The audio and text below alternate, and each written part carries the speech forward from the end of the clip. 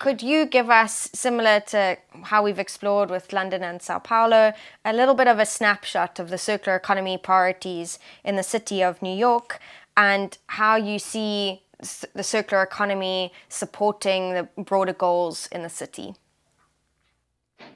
Absolutely. So we have, as I mentioned, a One NYC strategic plan for equity, resilience, and sustainability.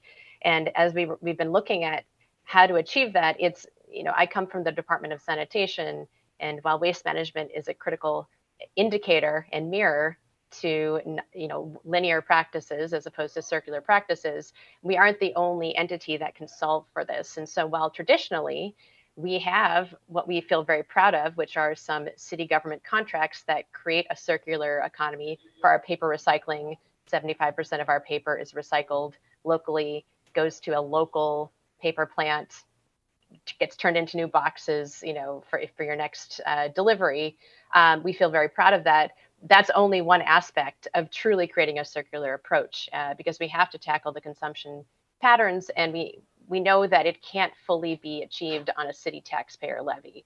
City government, we use taxpayer dollars to achieve what we're doing, and we need the business sector to really be innovating and pushing the envelope. And it's not easy. We know that it's going to be a painful switch. We think ultimately a very successful switch, but changing standard practice is not easy. So how can government leverage regulation, leverage incentives, as well as actually doing the work of holding our own contracts? Yeah, for sure. I think it's great that you spoke there about collaboration again. I think we're hearing this a lot through the episode today, particularly because of all of the momentum building that's been happening in New York over the last few years really around collaborative efforts. So in 2019, thinking about the Where Next campaign that brought together different city 8 departments and agencies, the fashion industry, fashion brands, collectors, recyclers, and resale companies, which the MacArthur Foundation has supported in the citywide effort to tackle waste and pollution in the fashion industry. And then as well, last year in November, with the launch of the Fresh Fields New York Circular City Initiative, which identified some of these key levers to accelerate the circular economy transition in the city. So again, another multi-stakeholder initiative that brought together different stakeholders to accelerate the transition to the circular economy in the city.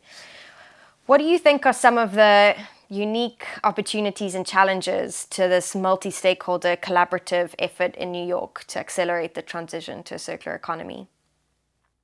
Well, I have to say, I believe it was 2018, I heard the CEO of Freshfield speak at a circular economy panel, and he was saying, I'm in. Like, I'm not fighting this. I think there's a business opportunity here. And that was so refreshing to hear, that it was not necessarily going to be a fight. It's not going to be easy, but there's really a sense that private sector is in, they see the business opportunity, government is in, we're trying to figure out how do we best enable what needs to happen. I think post-COVID, as we talked about building back better, this is a real opportunity to think outside the box. And the Where Next campaign is an example where we already had relationships through our Donate NYC program with the charitable reuse sector to take in secondhand clothing, but we wanted to take it to another level. So how do we involve the private sector as well as the nonprofit sector? Where's the business opportunity there to ensure that we're getting best use out of the clothing that's collected? Because we know not all of it will find a resale market. And so being able to amplify that message, we have a map with over 1,000 locations now where people can drop off their gently used clothing. And that 200,000 tons of material, of textile material that gets thrown away, we're hoping to make a dent in that. And next year we have our next waste characterization study where we'll be able to measure and see the impacts. So we're very excited about finding ways to, this is no cost effort for New York City. So that's incredible, because we're able to, while we have our large scale contracts, a lot of taxpayer money, we're also able to create real opportunities for New Yorkers that doesn't necessarily take city taxpayer dollar.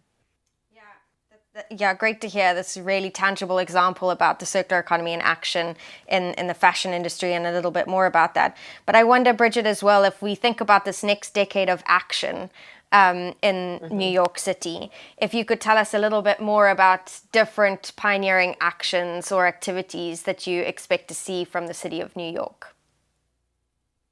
We're in a transition right now. We are in the middle of a mayoral race, and ultimately, the next leadership is going to be key to set our direction for the next 10 years.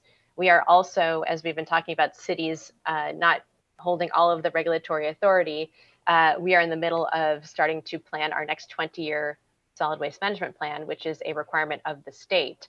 So we really see the next year as a critical moment to set our direction with new leadership who's going to be around to have to make good on some of those commitments. And the Economic Development Corporation in the city, who can provide some preferential financing, maybe we can leverage, changes to demand and infrastructure and building the built environment. We're trying to figure out all the ways that we can leverage the assets within New York City, both in the private sector and through city government, to figure out how to, on the ground in concrete ways, demonstrate how this can work. And so that's pilots.